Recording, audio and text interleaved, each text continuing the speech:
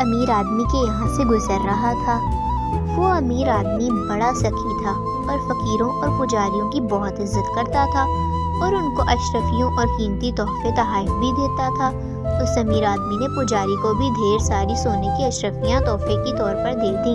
इतने सारे सोने के सिक्के पाकर पुजारी बहुत खुश हुआ। पुजारी जंगल के रास्ते गुनगुनाते हुए जल्दी जल्दी चल रहा था ताकि जंगल का खतरनाक रास्ता कम वक्त में पार कर सके। अपनी धुन में मगन पुजारी को अचानक उस वक्त शदीद झटका लगा जब उसने अपने सामने एक भालू को देखा। अब पुजारी बड़ी मुश्किल में फंस गया था। उसने कोई तरीका नहीं सूझा कि अब क्या करे।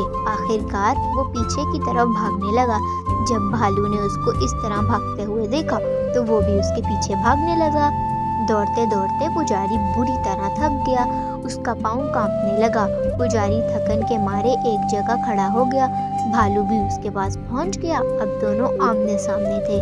पुजारी सोच में पड़ गया कि अगर अपनी जान बचाई तो उस भालू से लड़ना पड़ेगा। ये सोच ही रहा था कि भालू पुजारी के ऊपर कूद गया। पुजारी भी उससे दूबदू लड़ने के लिए बिल्कुल तैयार हो गया। लड़ते लड़ते अचानक पुजारी के हाथ में भालू की दुम आ गई। पुजारी ने पूरी ताकत से दुम को पकड़कर गोल गोल घुमाना शुरू कर दिया। पुजारी और भालू दोनों घूमते रहे। ऐसे में पुजारी की कमर से बंधी हुई तली में से सोने की अशरियाँ निकल निकल कर चारों तरफ गिरने लगी। पुजारी को अपनी जान बचाने की फिक्र थी, इसलिए उसको सोने के सिक्कों की तरह गिरने का कोई अफसोस नहीं था। वो बस यही सोच रहा था कि इस मुसीबत से किसी तरह छुटकारा मिले। वो मन ही मन में